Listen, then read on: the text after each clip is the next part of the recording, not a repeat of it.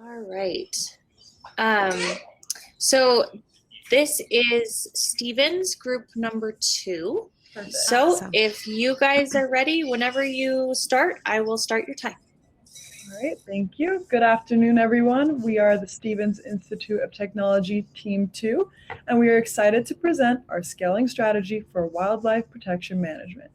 I'm Teny Odaimi, and I'm joined here today by my team, Brianne Kain, Eric Indelicato, and our mentor, Dr. Gary Lind.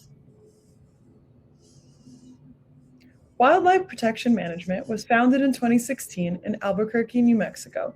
Their core competency is a remote dart delivery system for overpopulated feral animals. Now I will pass it over to Brianne Kain. Globally, there is an overpopulation of feral animals, including horses, squirrels, deer, pythons, kangaroo, feral animals, and others. WPM's system requires animals to come to a central feeding hub. This eliminates wild roaming horses, leaving us with horses, feral camels, and feral swine as possible markets. International markets have different regulatory requirements, channels of distribution, and customs. We recommend WPM focus on horses specifically in the United States, which is consistent with our current focus. However, there are several additional opportunities that merit further investigation: cows, pigs, and chickens. A well-accepted framework for planning an expansion strategy is the Ansoff matrix that looks at products existing and new and markets existing and new. Generally, the best place to begin an expansion is in the existing product selling more to your existing market. In this case, the best expansion strategy would be to focus on expanding in the market with the products they already have. So let's take a closer look at the equine market. Horses are a problem. Horses cost the government through the Bureau Land Management on government ridgelands $520 per horse a year. There are 95,000 horses, which brings total government costs just under $50 million per year to manage wild horses on their lands. An analysis provided by Boston Analytics indicates very high possible opportunities for WPM. The 3 areas that directly correlate the highest potential for WPM are highlighted in red. These include farm management, farm monitoring and analytic solutions, and livestock wearables and sensors. The 3 areas highlighted directly address WPM's core competencies. Also provided by Boston Analytics is an assessment of potential strategic acquirers and funders in the ag tech industry that might be receptive to funding the growth in the company. For example, several companies have acquired equine food and equine vaccine companies. WPM's DART delivery system costs substantially less than the alternative methods that can range from $500 to $3,000 per horse. Let's not overlook additional growth opportunities in cows, chickens, and pigs. If we look at the actual versus expected lifespan, we see that horses do not commonly die prematurely of illness or unexpected causes. Additionally, chickens actually live longer than expected, but cows and pigs have about 30% among livestock. Drilling down with cows and pigs, let's look at what causes their premature deaths. For cows, 43% die from respiratory problems and 15% from digestive problems. On the other hand, pigs primarily die from respiratory issues, about 47%. The cost for premature deaths for cows and pigs costs ranches a great deal of money. For large cow ranches, the cost of premature deaths is over $52 million a year per ranch. For medium cow ranches, the cost of premature deaths is over 17 million. And for small cow ranches, the cost per death is 3 million a year. For pig ranches, the problem pales in comparison to cows. So we believe that WPM should focus on cows and horses in the United States.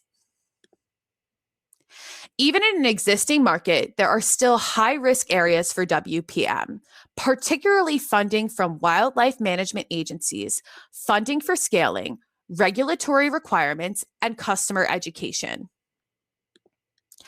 The funding from wildlife management agencies and funding for scaling are critical factors that must be considered, which leads us to discuss several funding opportunities. Because the horse overpopulation problem is primarily on government lands, we are focusing our funding sources on horses. However, as we note in our competitive methods assessment, we believe that ranchers can provide a funding growth for WPM. These are just a few of the main funding sources, including the United States Wildlife Restoration and Conservation and the United States Bureau of Land Management. These two provide a combined total of $4 billion a year. Another critical factor that is essential to the success of rolling out WPM's hub testing is to create a concrete customer education. To address the customer awareness risk, we have created an advertising and promotional strategy that includes critical key wildlife management magazines, industry trade shows, direct sales, targeted email blasts, demonstrational and educational workshops, and podcast promotions. Our preliminary 3-year revenue forecast includes selling 3 systems in year 1 to the Bureau of Land Management, 9 systems in year 2, 6 to the Bureau of Land Management, and 3 to large cow ranches, and in year 3, a total of 28 systems, 12 systems to the Bureau of Land Management, and 16 systems to large cow ranches. While these numbers seem small, they are only for the hardware. They do not include the yearly DART supplies or software system integration, which could push up the revenue forecast substantially. So why now?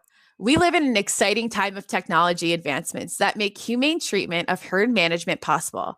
However, both the growing overpopulation problem of livestock and the need to prevent diseases spreading to other species is critical. WPM has demonstrated a proof of concept. Their hub system is in the research and development stage and needs additional refinement to reduce the size, cost, and complexity.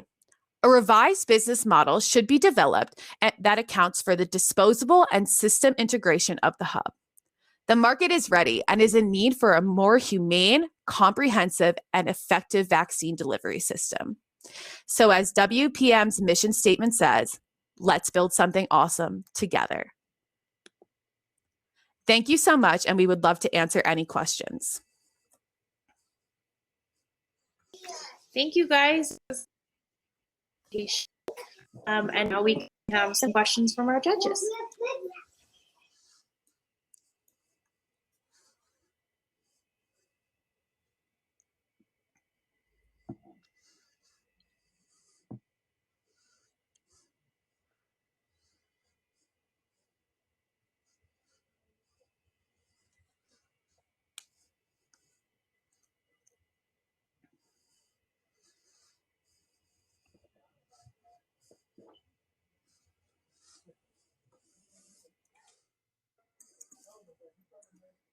Our approach seems cheap compared to the cost the client makes. Can you use a value-based pricing?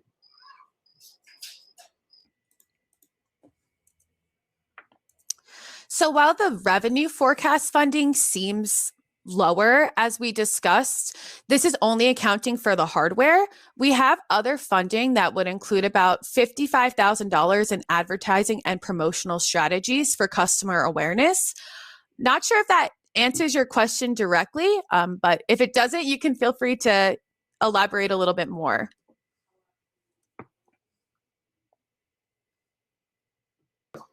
Can the vaccines delivered to cattle actually improve their overall life expectancy? I'm not sure if they're dying early due to lack of vaccination. That's an excellent question. The vaccines that are on the market for cattle at this time are preventable and treatable vaccines. So they actually do improve the life expectancy of cattle. Thank you. What is your opinion of asking for federal grant money to support the development and commercialization of this system? So at this time, the U.S. Environmental Protection Agency governs the vaccines that we use. So utilizing different government funding agencies, which we had referenced. If Teny, could you go back to our target funding opportunities?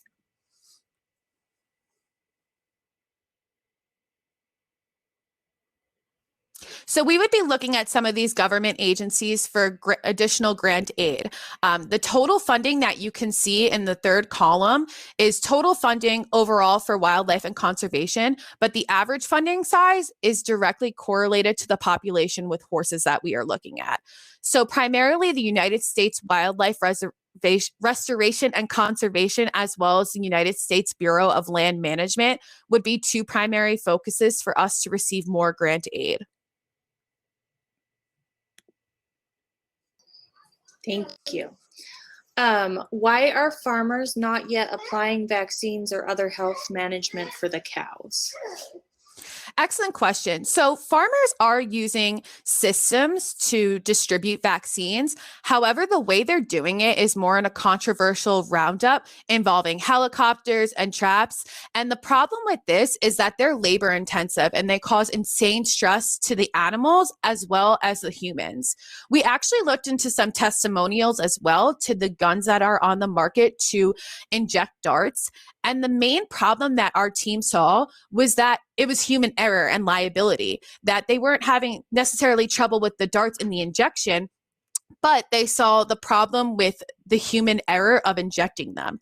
So we believe that WPM system can be an excellent model for large cow ranches because it does not cause any human error and it is more humane for the animals. Thank you. Have you considered a proof of concept research study with the government as an initial step? I think that's an excellent point. As our research continues, I think that would be a great foundation and a great next step for us to work directly with the government. As mentioned, we looked into government grant aid funding for WPM, but working with them on a plan would be an excellent step. So thank you for that advice. All right. I believe the question is, why aren't the cattle owners doing it for themselves?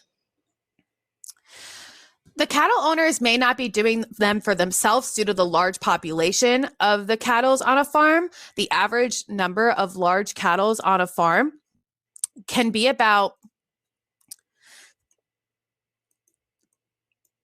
15,000 cattle on a farm. So the number versus the humans that are able to administer the vaccines aren't comparable. So that can be the reason that possibly that they are not administering these vaccines on their own. It would provide more human to human contact or human to animal contact rather than what WPM has created, which is a completely humanless device. Thank you. Much of the land is held by checkerboard lands of state, federal, tribal, and private lands. How do you think this technology can address difficulties of working with all of these agencies?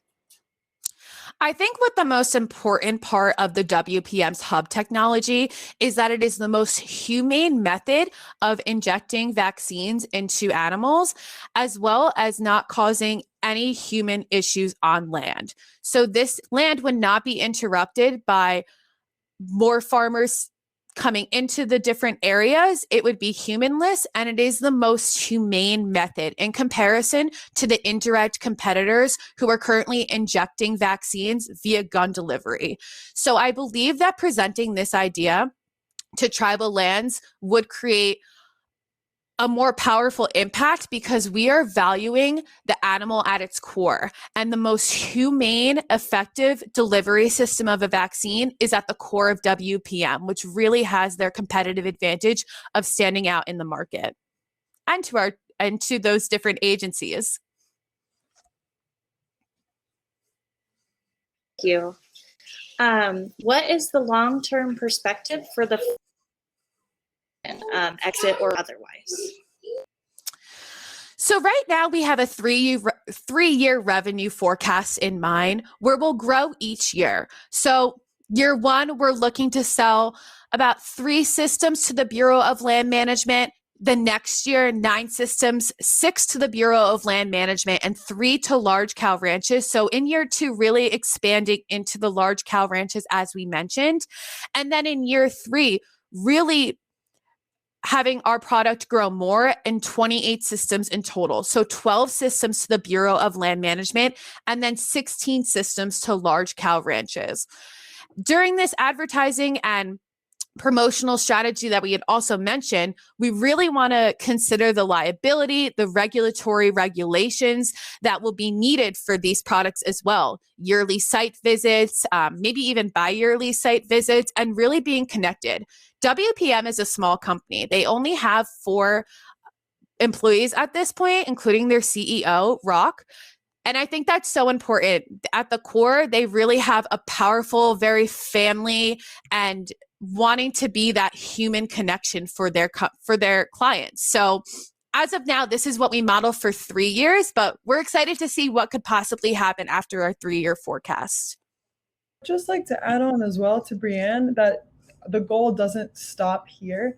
The goal of this wildlife management mission is to keep this population low enough, but also prevent the suffering and death of these animals. And with that, in turn, preventing any habitat degradation or damage or waste of wildlife sources. So there's still more to come and more to grow with the company's vision. Thank you. We have about 3 minutes left. Is there an investor or private equity opportunity? Then should there be? So Boston Analytics did note some of the possible and acquirers of this company through the information that they sent to us, primarily some of them being in the equine food and equine vaccine areas at this time. So there is certainly potential for WPM with the information that we did receive from Boston Analytics. Thank you.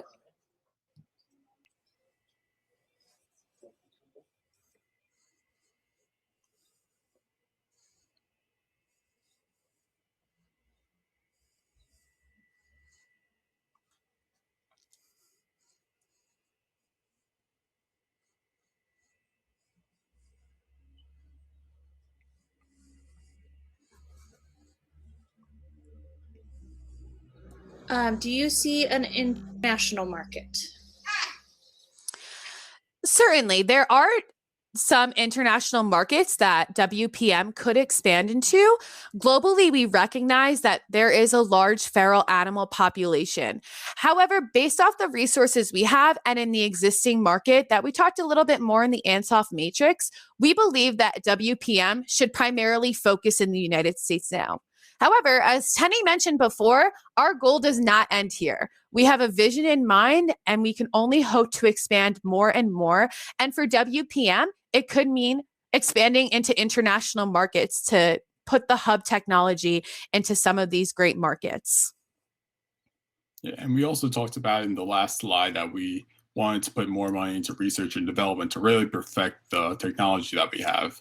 And using that, we would then be able to expand and perfect the market that we're currently in, which would be even more beneficial for when we want to, or for when the company wants to expand into international.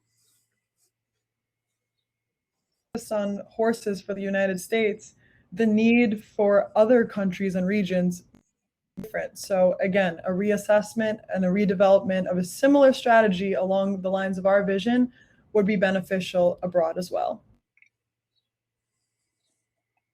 Thank you. We have about a minute left. If you can handle wild horses, why would it not work for deer, etc.? We considered the deer population as one of the primary focuses. However, when we were looking at horses, it is their existing market. It's really what they know best at niche. So we wanted to start with horses, but then we looked into the actual versus expected livestock lifespan, and deer actually did not come close to the life expectancy that horses had, but we really wanted to focus on the fact that cows and pigs have about 30% expectancy. What we did find out that deer actually live longer than they are expected, which is pretty interesting. So because of this shortage in the cows and the pigs living much less, we wanted to keep our focus with horses and then shift the other focus to cows or pigs. And what we found was the market for cows, due to their respiratory and digestive issues, was a great focus for WPM.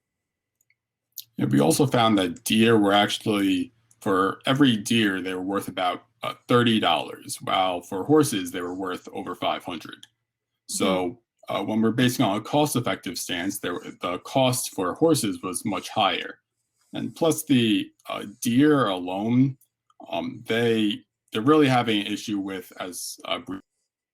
overpopulation. So using this to track them and try to prolong their life would actually be detrimental.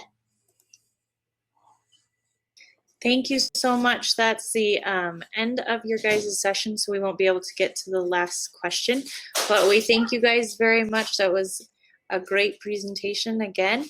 And judges, when you fill out the score sheet, this is Stephen's team 2. Thank you so much for your attention and time, and for the judges' questions and feedback. We very much appreciate it. And thank you for the experience overall. Well, we're so happy you came, and we hope that you come back. Thank you. Thank you.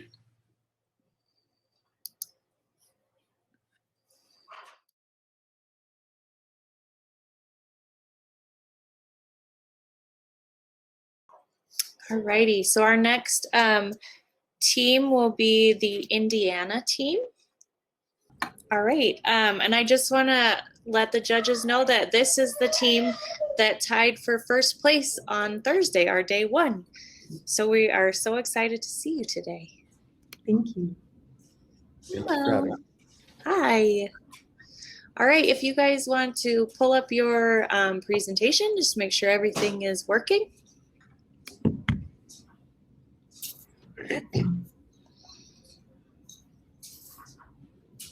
Is everyone's audio working? Are we good on the technical aspect? Yes. I think so. I think I've heard everybody say at least one thing. Okay, perfect. Thank you. Sorry, can you guys see my screen? Yes. Perfect. Okay. Okay, so same operating as the past 2 days. You guys have 10 minutes for your presentation, and I will let you know in the Q&A tab when you have 2 minutes left and 1 minute left. And at 1 minute, I'll pull up my camera also. And I think that we are good to go. So whenever you're ready, you can begin, and I'll start your time. Alrighty. Good morning, everyone. I'm Connor Bickel. I'm Shefali Shangappa. I'm Suraj Malhotra. I'm Amala Neervannan. And we are 4 undergraduate freshmen attending the Kelley School of Business. Protecting the environment around us is vital to ensuring a balanced ecosystem for humans and animals. However, overpopulation of wildlife in specific regions can be detrimental to the growth of the ecosystem. Wildlife Protection Management, a New Mexico startup, aims to mitigate the overpopulation of wild horses and other wildlife on local reserves. The company has produced their first product aimed at vaccinating, tagging, and tracking wild horses in an effort to reduce overpopulation and depletion of natural preservations. WPM aims at expanding their product and allocating funds in an effort to grow. The prototype is currently in phase 2, but has multiple challenges.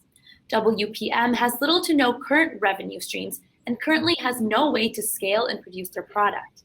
The company also lacks funding with little human capital and currently 4 employees. In an effort to gain exposure, how can a wildlife protection management create value for the company and advance their product? We recommend approaching WPM's scaling dilemma with a tiered solution.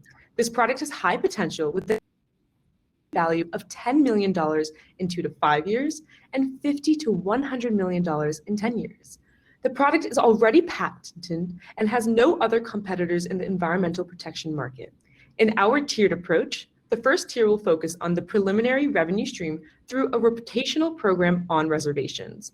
The second tier consists of receiving Series A funding for internal development and national growth. Finally, the third tier consists of moving to the global stage. Throughout this whole process, there will be a heavy focus on continued development of the product and market for different applications for long-term growth. Now for our initial funding plan. WPM will seek out an SBA 7A loan to provide startup funding. An SBA 7A loan is a loan specific to small businesses that contain specific criteria that WPM meets. This loan will provide the necessary seed money to begin the expansion process. Since WPM requires funding by the end of May 2021, this loan is ideal as the processing of the loan takes anywhere from 15 to 30 days, presenting ample time to receive the funding. Through this specific loan, WPM will be able to secure up to $5 million in funding and continue turning the prototype into an MVP that can begin selling on the market.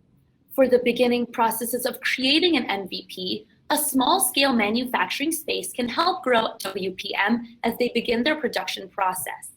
MCT Manufacturing LLC is the perfect fit for WPM to begin small-scale production as they provide manufacturing and resources necessary to create the product. They're built for small businesses, and so they can take a prototype and begin manufacturing the genuine product so it's ready for sale.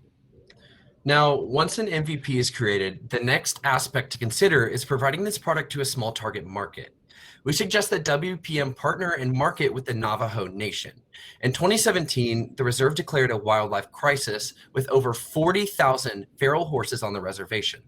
The nation is looking for more cost-effective ways to combat this issue, with each horse that goes unadopted costing the wildlife department upwards of $50,000. Their lack of a solution to this problem provides the perfect initial market in which WPM can introduce the device. WPM should first implement the MVP in a multi-rotational program. First, we plan to use 12 months to test out different WPM systems in the Navajo Nation in an effort to get a single revenue stream. Next, we will have 2 rotations every 2 to 3 months with vaccine doses 1 and 2. We believe that this will have a $20,000 profit for each service provided. Here we have our 5-round rotational plan diagram. First, we will start with facility A and stay within the 45,500 acre area for anywhere from 2 to 3 months to achieve maximum first dosage completion. Then we will move to facility B, C, D, and E. Then we'll come back to facility A to do the second dosage to secure the second dosage, and again move around the circle. Within all of this, we will have our initial revenue stream, a secured revenue stream due to the necessity to get the second dosage. The second stage of our recommendation will require an improved funding plan that can accommodate the expansive growth that WPM will experience.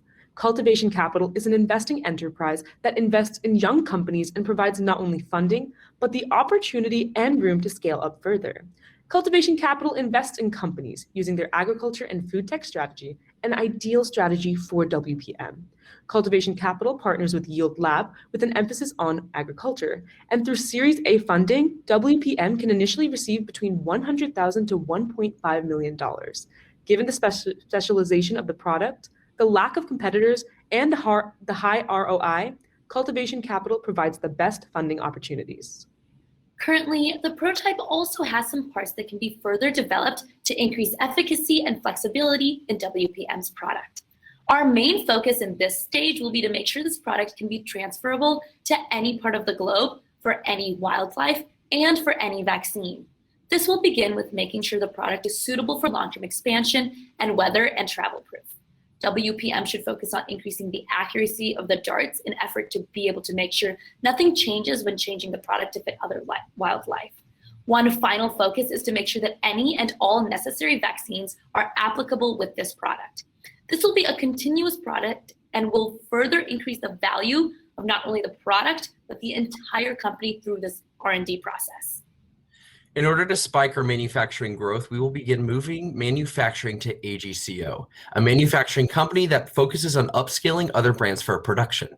AGCO is the perfect fit for WPM because they fit the medium production scale for Tier 2 and for a larger international scale in Tier 3.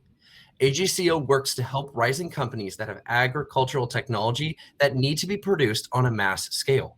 They have already helped 5 other companies in a similar process, making AGCO the perfect company for WPM. Within the Tier 2 plan, marketing is an important aspect that will elevate WPM and increase revenue. It is essential to first hire a marketing expert who can reach the broader audience in effort to begin selling at a national scale. Through them, promotional materials can be made along with conducting market research. Once these are established, WPM can reach out and make connections within the target market, placing them at a competitive advantage. In tandem with the marketing team, WPM will focus on increasing their market base over a period of 5 years to target multiple different sectors within the United States. Once their market research is conducted and the optimal way to approach each sector is identified, WPM will target 3 different sectors periodically, beginning with state parks in New Mexico. Once a consumer base has been established within that field, WPM will replicate this process with private ranches and then after contracting with the federal government. As the company grows from a national to an international market, the R&D team will have to expand as well to adapt to the product to tackle different animals and different issues. We propose the company begin with tackling the kangaroo issue they presented in Australia as a way to make their debut on an international stage. As they continue to grow, the company will get different revenue streams, not only from different animals and locations they're based in, but from service and maintenance fees written into their contracts. The final aspect of the 3-tiered plan in regards to funding is going to a global investing company so that WPM can expand on a global scale to their next market, Australia. UniSeed was the optimal option to seek investments from due to the influx of cash that is ready to be distributed and their connection to several research institutions within Australia. By providing funding for a global scale plan, UniSeed will be able to support the intense production reamping, as well as provide the necessary support to help advance into the country and beyond. The third and final step will focus on international outreach. This will begin with WPM consulting with Velocity Global, an international professional employer organization, or PEO, to enter new markets without setting up an entity in each respective country. This firm, Velocity Global, connects companies with local verified talent in 185 different countries. They help with overall expansion and decisions regarding human capital, specifically during the initial hiring and training process, retention of employees, and HR responsibilities. With WPM wanting to hire locally but on an international scale, Velocity Global will help streamline all of their processes. WPM's long-term growth will be dependent on 4 steps. To start, WPM should utilize AGCO and UniSeed to increase international presence, as mentioned before. The company should research and develop new ways to deliver new vaccines for other animals, increasing the variability of the product. We propose to use the influx of cash to produce more unique WPM products while implementing all the new findings from R&D. We also plan to initiate an IPO to create more free-flowing cash, continued expansion, and an establishment of a larger corporation. With high growth potential and a drive for social impact, this business will be a stepping stone in the right direction for global expansion and WPM entering the market. So we hope that you implement our tiered recommendation as a means of growing WPM so that they can innovate further. Thank you, and we would like to open the floor to questions. Thank you, everyone. That was a great presentation, and you finished right on time. So now we are ready for our questions from judges. First question, this is the first team to suggest rotating the device. Nice work. Does WPM have the team necessary to implement your thoughtful strategy? And should the scaling strategy include specific personnel? The awesome thing about this is that we are at the pre-stages. Right now, innovation can take place, R&D can take place, and if the first tier and they decide to go with that is to do servicing, to go around in a circle, they can innovate that and they can make that happen. And when it comes to personnel, they have a great team already. And the great thing is that the target market that we want, the Navajo Nation, is in New Mexico. So being able to have these trial processes would work out really, really well. And adding on to that a little bit, WPM currently has a team of 4 people, but before they start this rotational program, we are recommending that they partner with a manufacturing company. And so that would allow them to create that initial prototype. So they're not going at this alone. And that's rather than hiring personnel right off the bat, we're using the funding for them to create the prototype and then get this product out into a local, like smaller circle for the rotational program, and then hire personnel when they're moving to a larger scale. Thank you. How much funding will you need, and what will you give to the investor? So we had 3 different funding plans, and at each stage, there's a very different type of the amount of money that they will need to be able to scale up. For the pre-seed funding, they, through Wildlife Protection Management, they had asked for $1 million as their initial funding. And through the loan, we can provide that. But as they want to scale up, they want to increase the manufacturing, and they want to actually push the product out to the Navajo nations. That will require a little bit more, probably $1 to $2 million more. And that might seem like a lot, but because we're focusing on a very specific target market, and we are trying to do something that is preserving cultural lands, investors will be more likely to invest in this company and provide that funding for them. And at the international, they will definitely need a lot more just to be able to go international. But the thing about Australia, which is so amazing, is that there's so much freedom with the businesses and business rights in Australia. So funding itself will not be difficult to acquire. Thank you. What risks do you see, for instance, technical, regulatory, market acceptance? One of the biggest risks we have currently is that the product is not exactly ready for the market itself. So that's where we're trying to get that initial funding to kind of prepare it to be market ready. But with that saying, we believe that there's going to be strong market acceptance because there's quite literally nobody else that's creating a product like this. And there's so many people, there's such big of a crisis with wildlife that this is going to be a very great product. We know that the Navajo Nation is going through that. There's over 40,000 horses that they need to have either contraceptives, vaccinated, and they've also been recently looking for strategies like this. In 2017, they applied for an $800,000 loan to kind of combat this issue, and they were denied because it was expensive. So having a product and having something come in with them that is much cheaper than that grant is going to be twofold. They're actively looking for this product. In regards to going international, Shefali kind of talked a little bit with Australia. Australia has the highest degree of freedom for businesses, and it's ranked number 6 in enforcing contracts and number 7 in startups. So we really believe that there's high growth potential when we go international, and Australia is going to be our first step. Thank you. And you might have touched on this a little bit, but getting a loan is not easy for startups. Any comments? Yeah, absolutely. Exactly. Getting a loan is very difficult. But what we love about the SBA 7 loan is it works perfectly with WPM. They want to help startups, and they have a great funding plan for them. They mitigate the risk, they value the product, they do it all. And even though you have to pay, obviously, a 3 to 4% interest rate for it, their whole goal is doing business for the greater good. They want to help startups succeed, especially ones that have a lot of potential like WPM.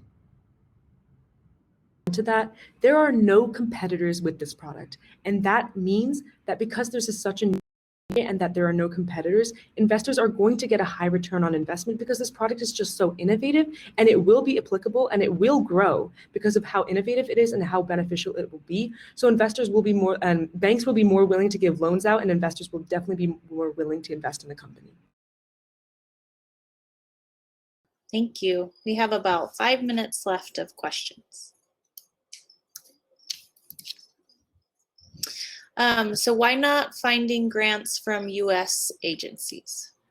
So we actually did extensive research into US grants, whether they're private grants or federal grants. And the biggest thing we found was that most grants in regards to the agricultural sector are only given to 501c companies. So these would be nonprofits. This company is a private company, and it is a for-profit company. The other thing is, if any grants could even be applied for, they would only be in the $250,000 to at most 300,000 range, at least for the common grants, the ones that would give the money in a timely fashion. And it's just not plausible for this company. This company is in a bit of a time crunch. On their website, they indicated that they needed funding by the end of May. So that is not a lot of time for them to apply for an entire grant and get an entire grant. And once the end of May comes, they're no longer like a startup company that's so small that they need a grant. They're growing. They're growing already on such a great scale because of how innovative their product is, that they rather need investors, venture capital investors that we proposed for tier 3, and partners to help their company really grow, get to that international stage, rather than a grant which might limit them. To add on to that, the whole issue was that they needed funding by the end of May. And that's really hard to get, especially with federal grants, because there's a lot of processes that you have to go through. That's why the SBA 7A grant or the 7A loan is perfect, because it gets done between 15 to 30 days, and you can get up to $5 million. So it's perfect. Thank you. Will you sell the products as is, or will you sell a service for wildlife control, or a mix?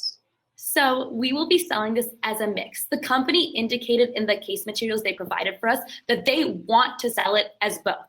And so because this is the company we decided that is exactly what they should do. By combining it as a service, and this will be done in a lot of extensive detail in regards to the human capital that they're hiring internationally through their PEO, they have that ability to mitigate any risks that would be incurred from having such an international market. So that customer service through the PEO, through the people they're hiring locally in each country, they can have this as a service and also sell it as a product. So the product itself would be the device, and the service is the customer relations, the ability for them to help every ranch, every country, and every person implementing this product throughout the entirety of the time they are working with them, the entirety of the contract.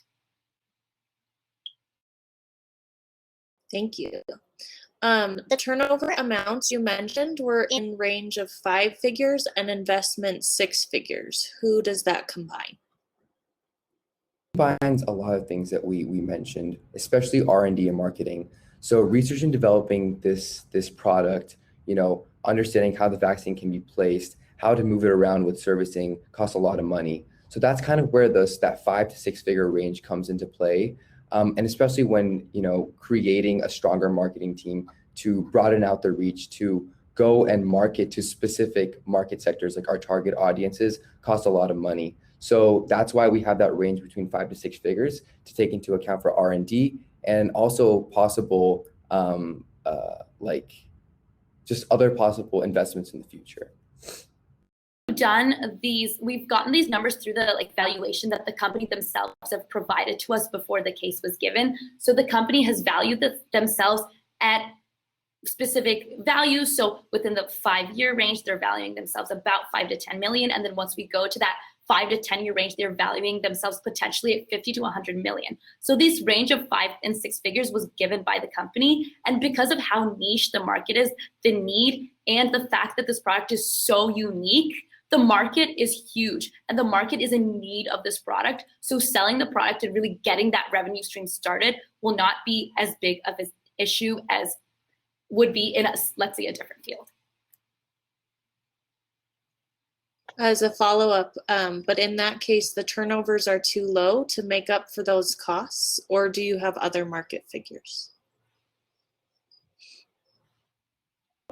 Originally, the turnovers will be kind of small. They are starting up. They're starting from a very small company. They only have 4 employees at the current moment. So costs are going to be high as they continue to grow and try to scale up. And that is a given for any startups. Costs in startups in the very initial stages are extremely high. But we understand that this product is so innovative. It is something that is very applicable, and it can be advanced to not just within New Mexico, nationally, it can be a global product that can be used. And because of that, that long-term investment will increase the turnover rate for the investors who are investing into the company. And a lot of our market figures have come from the Boston analytics provided for the case. Thank you, guys. That's our session. We are so grateful, and we are excited to hear your presentation today, and we're glad that you came. And Thank you for so much. Thank you for having us. For the judges, I just want to let you guys know we have a whole mix on the teams of undergrad and master's and MBA students and PhD students. And this team, they are all freshmen in the undergrad. Thank you. So you were very brave to come on here and do that. I don't know if I would have done that when I was a freshman. Thank you. It's been an amazing experience for all of us. We've had the best time working on these cases and just with this competition in general. It's been so amazing to learn and grow. Well, good. And we hope you come back again. Yes, absolutely. Thank See you. next year, 100%. All right. Thank you. Thank you.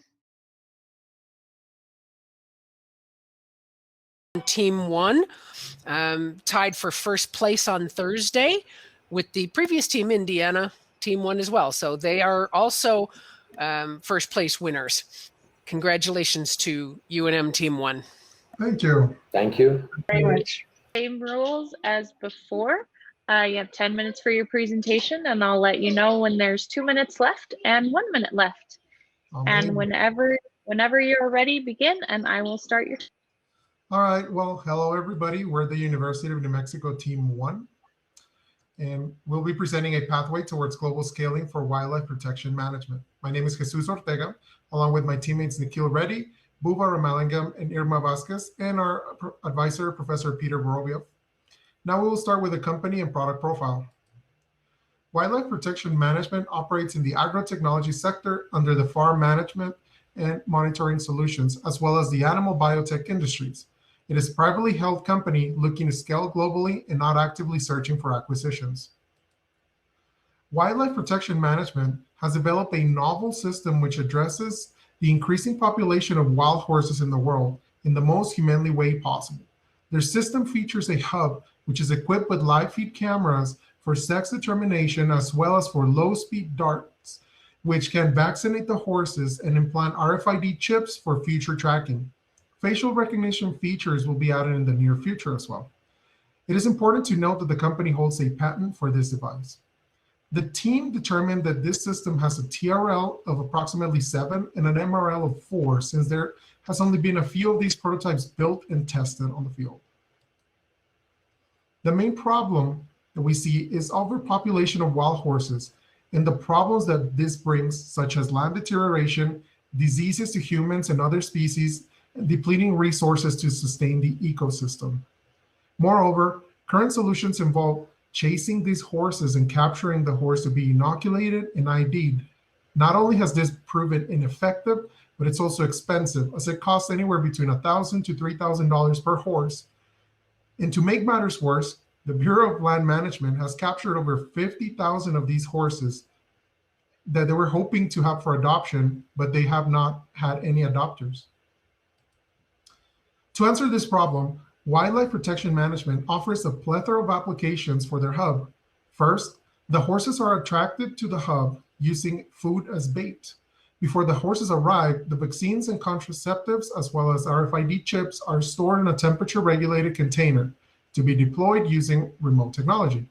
A central station continuously monitors the performance of the system, while a video stream is used for sex ID and to ensure the performance goes well. Once a horse that has been chipped before returns to the hub, the RFID reader scans it and determines whether the horse is due for a vaccine or if it has a fever or has been sick.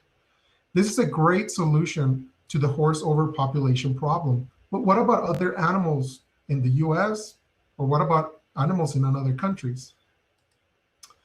Well, we agree that wild horses are a problem in the US. There are many more species contributing to this problem globally. Some examples are wild boars, red foxes, and feral cows, which are a problem in multiple continents. Unfortunately, if overpopulation persists, ecosystems can diminish as they may be unable to sustain the existing and invasive wildlife. To put it in perspective, for an example, there's an estimated 50 million kangaroos in Australia, which is double their current population. Talk about an unfair fight. Overpopulation of animals causes them to wander into human territory because their resources in their areas are so scarce that their natural ecosystems can no longer support them. To help wildlife management systems, the team has developed a 4-step strategy for the company and will explain more in detail these targets.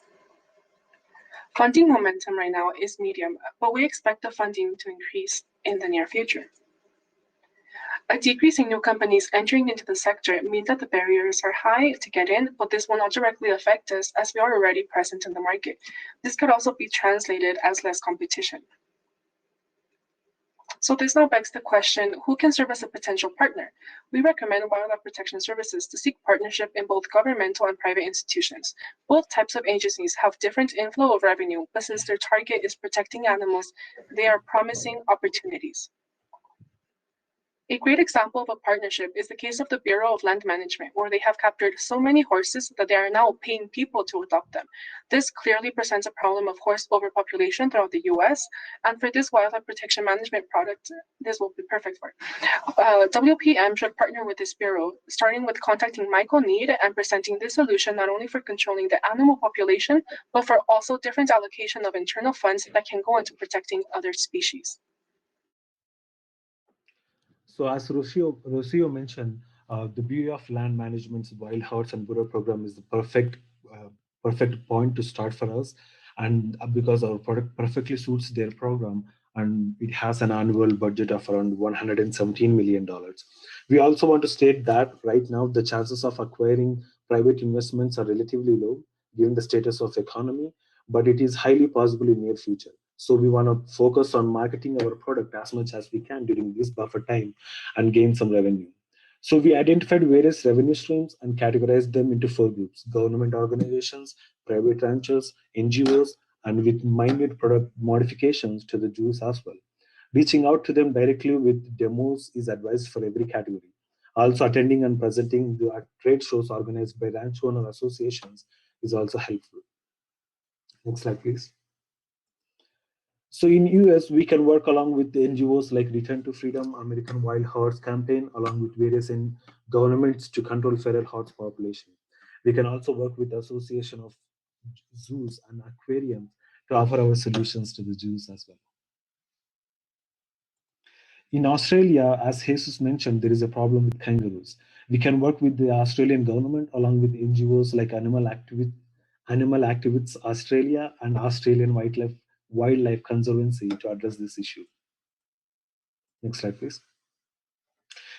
To address the wild boars in Europe, we can work along with the countries that are seriously affected by this, like Germany, Hungary, etc.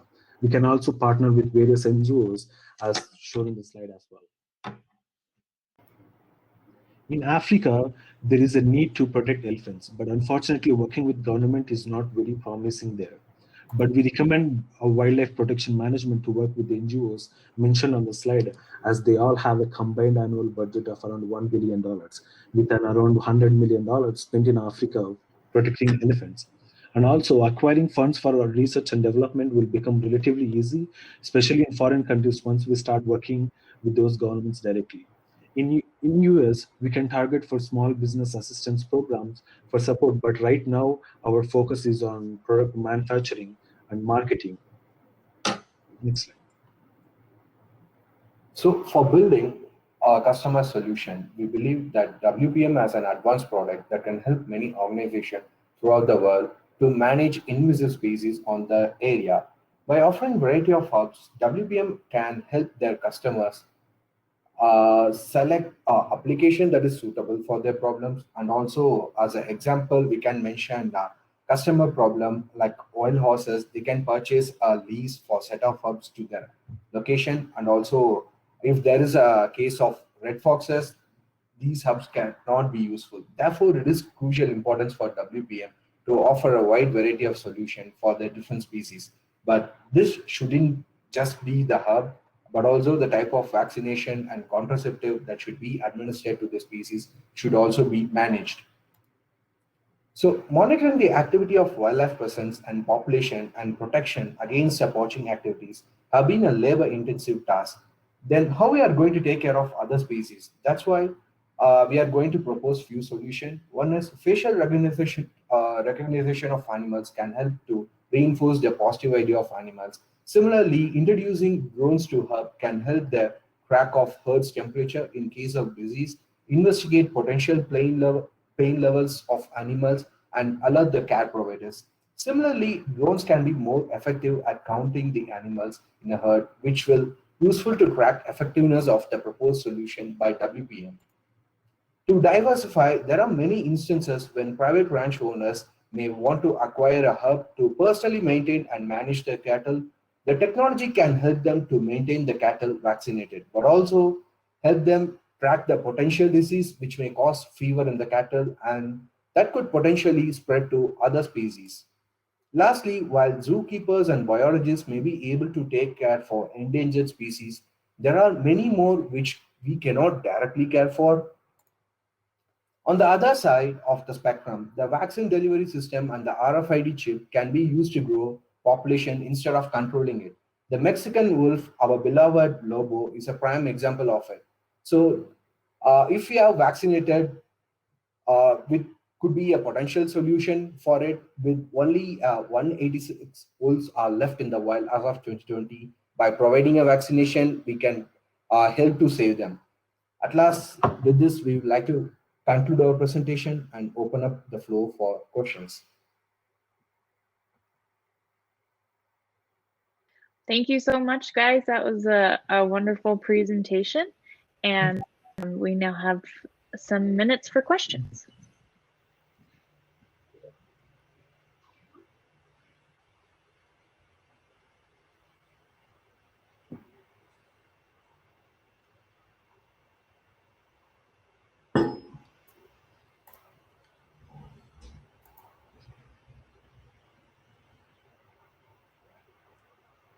Everything was perfectly clear. No questions.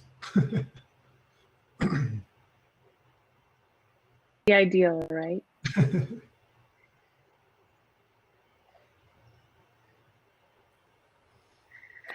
I saw a lot of possibilities for market development, but how are you going to finance this?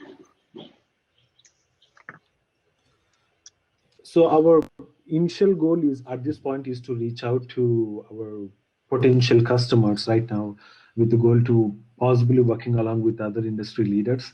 But eventually, I mean, at this point, it's our opinion that we need to publicize it as much as we can before we can apply for various fundings or loans or any other form of investments. Similarly, just to add on to that point, as we said before, the TRL and MRL values for this technology that we assess are still low. So we believe that it would require some initial funding from agencies who are in real need to completely take this technology to the right levels required for commercialization. Thank you. Can there be an implementation for aquatic invasive species? With the current product, with the current model, we don't think so, but there is obviously a possibility where we can upgrade it to reach out for aquatic life as well. But with the current system, I don't think it's possible for now. Yeah, at the moment, I think it will require a large deal of investment and engineering as well to essentially design and prototype a device that could work underwater. But we do recognize that there are issues with invasive species in some parts in North America and in other parts of the world. Thank you. And I missed a question. With this technology, how long would it take in your estimation to go from MRL4 to level 10 if funding is in place?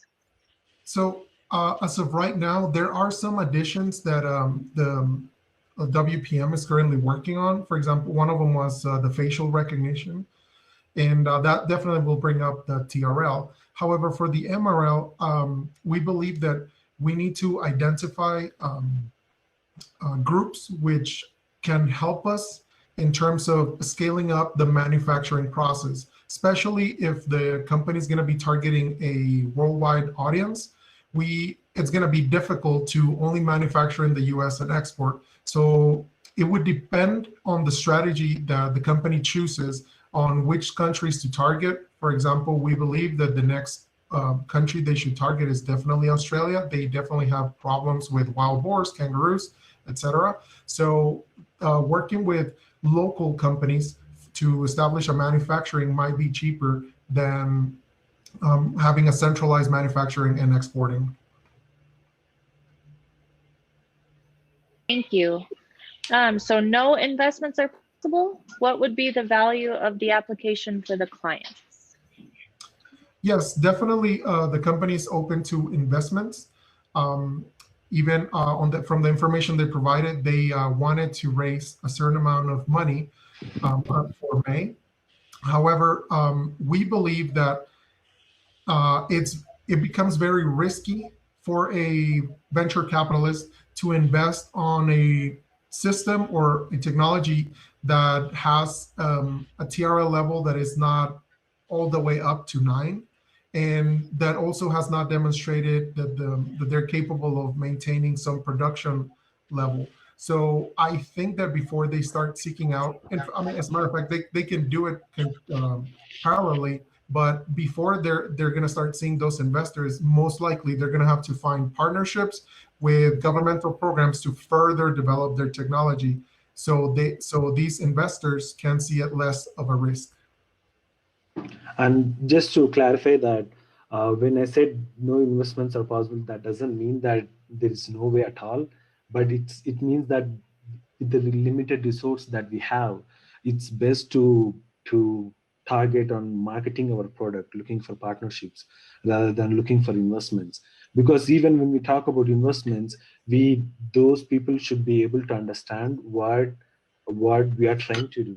So in that case, it's better if you look for partners who will in turn will have their own channels of funding and who can bring in funding for us. And that recommendation was kind of made within keeping in mind the resources or the human power that we have on hand right now, and also the current economic situations. Thank you. We have about 4.5 minutes left. Do you think the outside agencies will share their funds with WPM? So if we start with local agencies from New Mexico, for example, once we start addressing these issues, not under a controlled environment as the company has currently done, but actually placing them in the field and seeing how well they perform, you will have leverage to not talk to other entities outside of the state.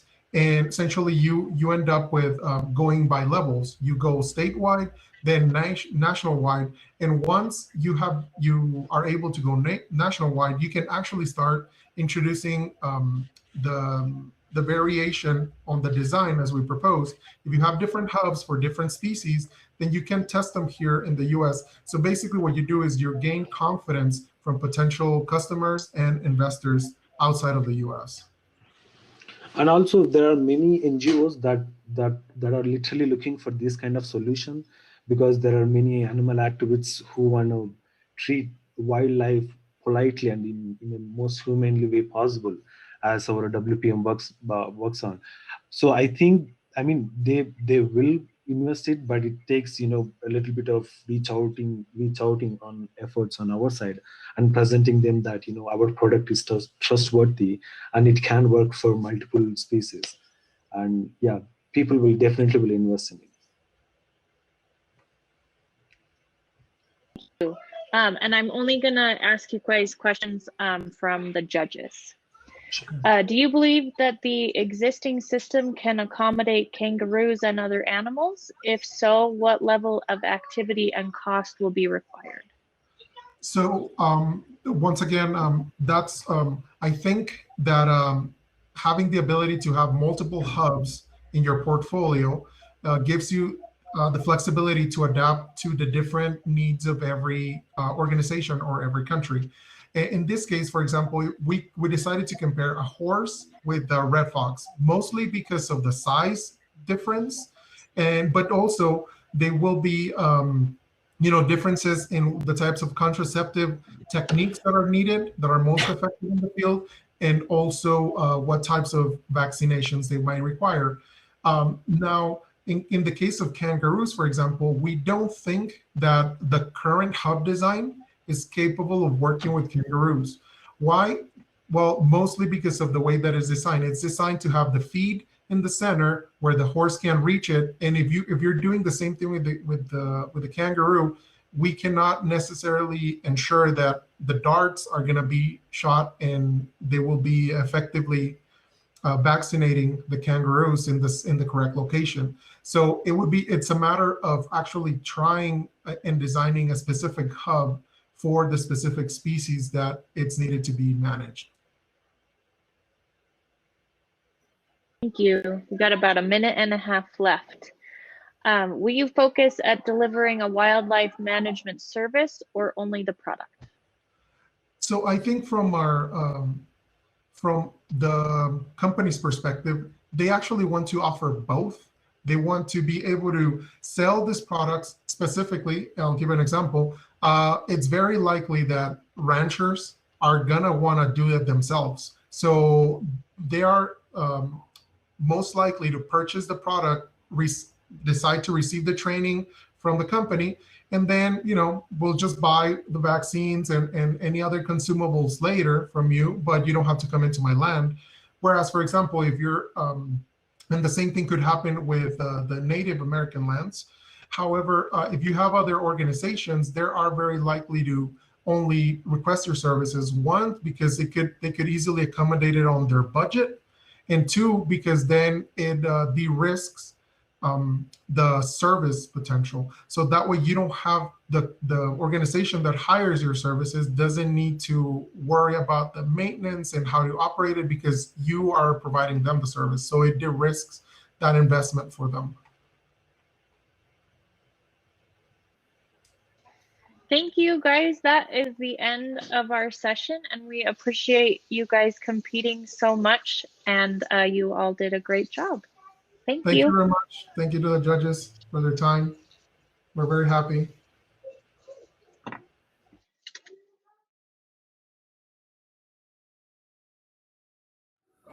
So this is UNM Team 2, and you guys will be our last team for the day. And we want to congratulate you guys for our Friday competition. You guys tied for first place, so great job on that. Thank you very much. Okay, so I think we're all set. Same operation as yesterday. I'll let you guys know in the Q&A when you have 2 minutes left and 1 minute left. And whenever you're ready, you can begin and I'll start your time. Okay, thanks. All righty. Well, thank you, Heidi. Appreciate that. As Heidi mentioned, we're UNM group number 2, and our team members include Clark Bird, Cory Carnes, Brian Fickett from Western New Mexico, and myself, Taylor Uselman. Our mentor is the wonderful Dr. Victor Chavez, and we're excited to present to you our scaling strategies for case number 3, wildlife protection management. Next slide, please. All right, this firm was founded in 2016 and is based out of Albuquerque, New Mexico. Their core product is a remote vaccine delivery system called the Hub. This system currently addresses the unmet need of wild horse population control, as overpopulation is a major problem here in New Mexico and elsewhere. With solar power and satellite communication, wildlife protection management's patented system allows for remote operation so that vaccines and contraceptives can be administered to horses in even some of the most secluded locations. They currently use RFID chips to track the horses and their physiology, but also have come up with a sophisticated idea to replace these more expensive identification chips with facial recognition technology, utilizing the support of Sandia National Labs via the New Mexico Small Business Association. So the system has some, next slide, please. This system has some advanced technologies. However, we believe it can drastically benefit from some specific upgrades. For instance, the product seems to be built on site and involves some fairly intense labor. To us, this indicates that amping up production and deployment of these systems efficiently is a significant barrier. And in addition, the hub is currently designed for a single large species, horses. However, a variety of species, big and small, contribute to overpopulation. So over the long run, wildlife protection management may become victim of their own success even. As populations are better controlled, demand for population control decreases. So with this technology and these challenges in mind, I'll hand it off to Brian and Clark to present our scaling strategy. Thank you, Taylor. I'll go over the short-term scaling strategy we've developed. The first of all, as Clark's mentioned, the system is designed, looks like it's designed and built on site, and which is a time-consuming issue for mass production. Our recommendation is to build one complete shell system, plastic shell system, that allow for attachments of the modules, like the RFID reader, satellite dish, etc., the cameras. And this system be built with a 3D printing system, 3D manufacturing. This system would be able to be transported by pickup or trailer and easily set up and load or unload with 1 or 2 people. We also recommend making 3 different designs. The large one, which is already designed, is the horses, that covers horses. A medium design would cover feral swine, and a small design would be cats, rabbits, etc. Once these designs are perfected, we recommend to go ahead and expanding the patent claim to protect the intellectual property. Next slide. Why are we looking at 3D printing technology? Well, 3D printing technology allows us to do a rapid deployment. The cost of manufacturing is lower, along with due to lower labor and material costs. This also allows us to speed up the production. There is a local 3D manufacturer located in Albuquerque. Their name is Bickel, and they also have locations throughout the world. And eventually, our recommendation is to own your own 3D printing capability for more rapid production and in-house design. Next slide. Or the issue, one of the other issues we've identified is the funding issue. For a large size standardized hub, we're recommending to work with the U.S. Department of Interior, which has the Bureau of Land Management, which has a wild horse and Bureau program that has $116.8 million allocated for 2021. And in the U.S. Fish and Wildlife, they manage the wildlife refuge, which is also affected by the wild horse overpopulation. Medium-sized standard hub, we're recommending to work with the U.S. Department of Agriculture with their Animal and Plant Health Inspection Service, which has a goal of working with private organizations to reduce the impact of feral swine. They also had a joint program with Natural Resources Conservation Service, which will award up to $1.5 million for pilot projects for the feral swine control. There's also the Invasive Terrestrial Animal Program, which has $11.65 million in 2021 to control the feral swine. Next slide, and I'll turn this over to Clark to go over the long-term scaling. Thank you, Brian.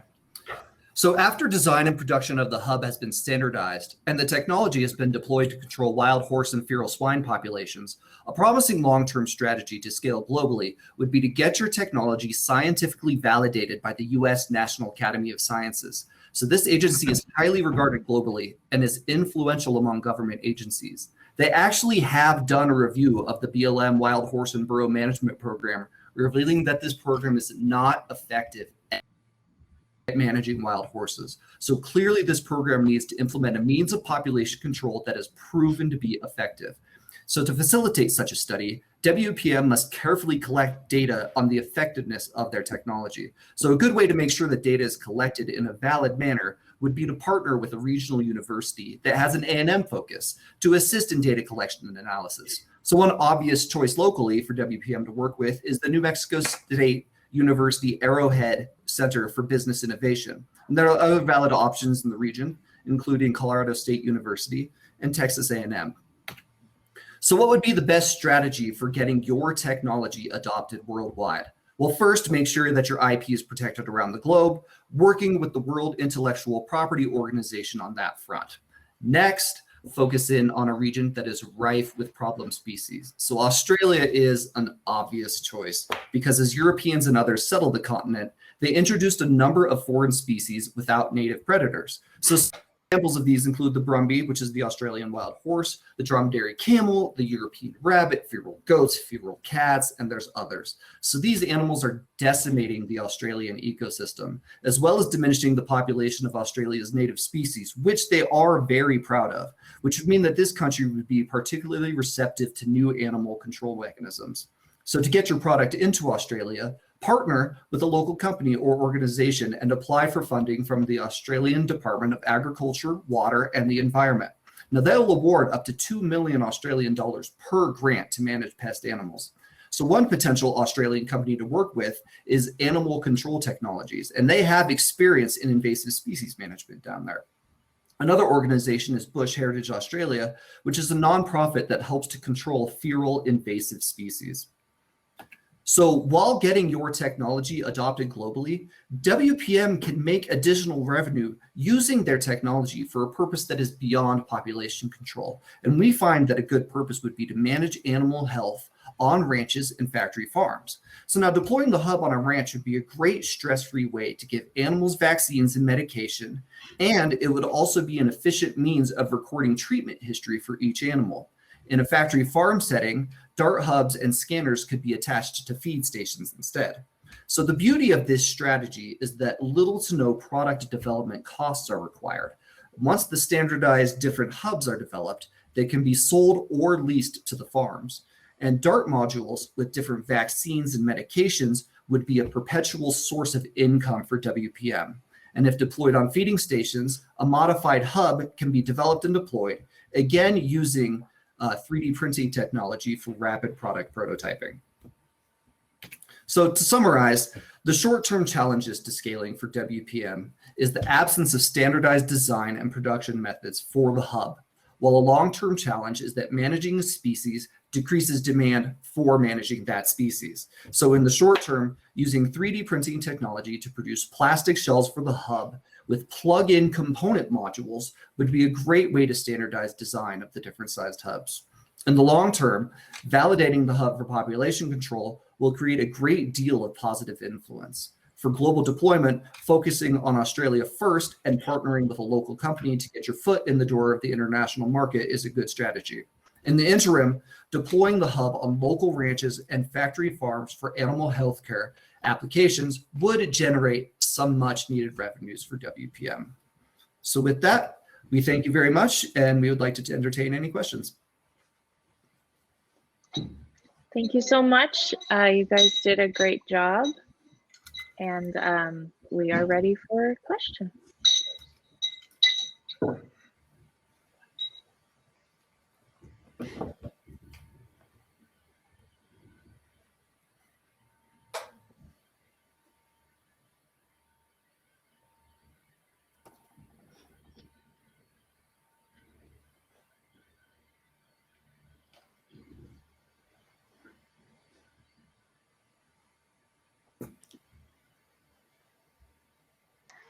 I like your detailed presentation of production scalability. However, how will this be financed? What kind of revenue streams do you see to cover the investments or offer ROI to investors? So one good funding mechanism for getting these different prototypes developed is to actually work with the Small Business Innovation Research Program and get a leveraged grant from them. So this is a government grant for small businesses that explores technological potential and provides incentive to profit from commercialization of these products. So there's actually a really decent sized budget if you can get through their program. So in the level 1 of their funding, it's $50,000 to $250,000 of funding for 6 months to a year. And if you prove that you are developing and making products that can be commercialized, you actually can proceed to scale 2 funding, which will provide up to $750,000 for 2 years. So this would be a good way to start getting the funds for getting this product from using the 3D printing to make the different size hubs and validate that they are commercializable. All All right, the next question you might have covered completely. If you have, just let me know. But short-term solution advice to WPM. So, Brian, you want to handle this one? One of the things that I was thinking on this is you can make this, design the product and make this with a plasma cutter. A plasma cutter costs about $15,000 or so, and with the computer controls. And you can build these units in pretty fast fashion with a plasma cutter, which would get a few units out in the field and start using them and gathering some revenue. Yeah, so the 3D printing technology for the plastic shell combined with plasma cutting to make the different modules that go into it would be a great way to efficiently produce the hub in the short term. Yeah, and I was going to add on to that real quick that, you know, like in the meantime, they can definitely look into these local opportunities to try to start to get some basic the products out there for now for the wild horses, since that's essentially ready to go. It just needs to be, the manufacturing and assembly and everything needs to be standardized. Thank you. Factory farms would include the dairy industry possibly. Do you see this as a good fit? That is exactly what we had in mind when we were proposing that, because dairy farms and factory farms do have big clusters of these animals in such a small facility. We figured that Brian had the great idea of putting a little station on the feeding chutes that the animals feed on every day. And because they're not going to go to the same one every day, using some sort of scanning technology to identify them would be a great idea. I became aware that actually using RFID and injecting them into like animals to be used for food isn't a valid option. But most of these tags, animals on factory farms have ear tags that an RFID chip could easily be included into. So yes, I think the dairy industry is like the primary focus for doing animal treatment right now. And we also did investigate the number of vaccines and treatments that these animals require, and they require quite a number of prophylactic treatments and vaccines in order to prevent disease and keep the public safe. The other aspect of the factory farm is the managing the data, and that could be another revenue stream for WPM.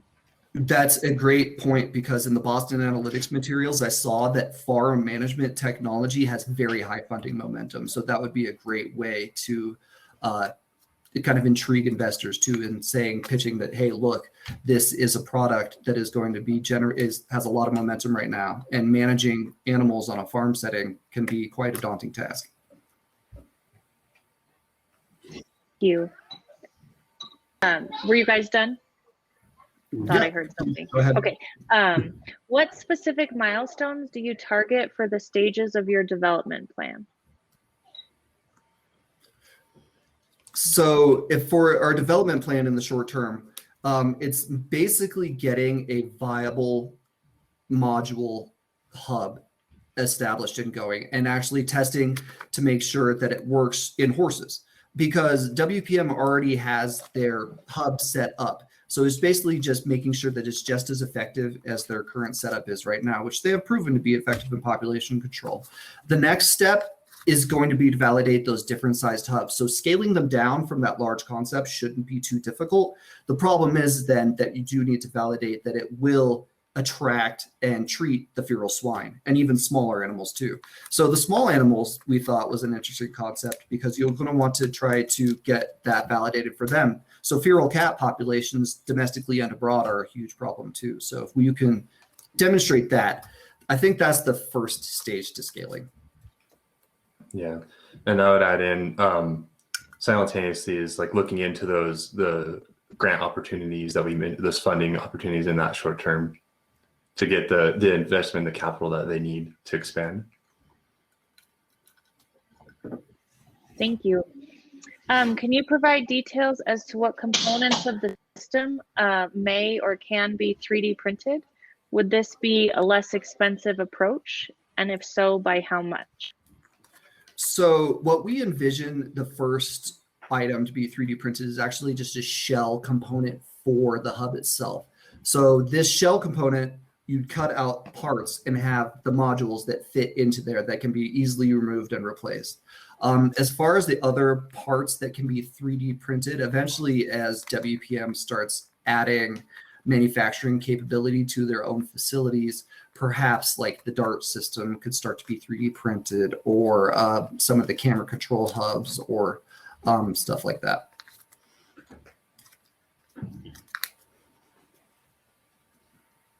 Thank you. We have about 3.5 minutes left.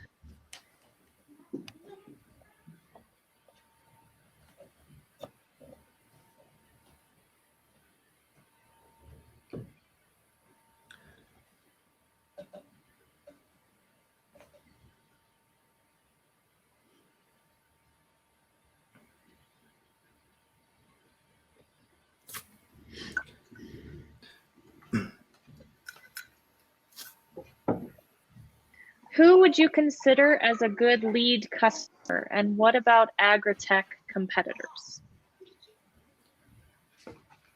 So a good lead customer to begin with is obviously to start local and then to try to expand.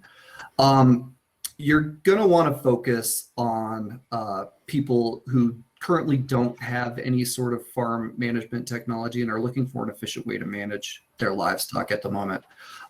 Competition with big agri-tech is going to be a problem.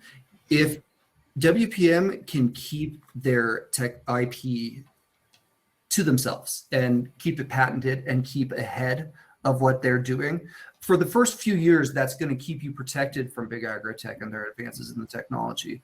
And as they start to realize that, hey, we have this stiff competition that has this intellectual property, maybe then you could either license the technology to them, for instance, while your patent is still active, and that would be a good way to generate revenues.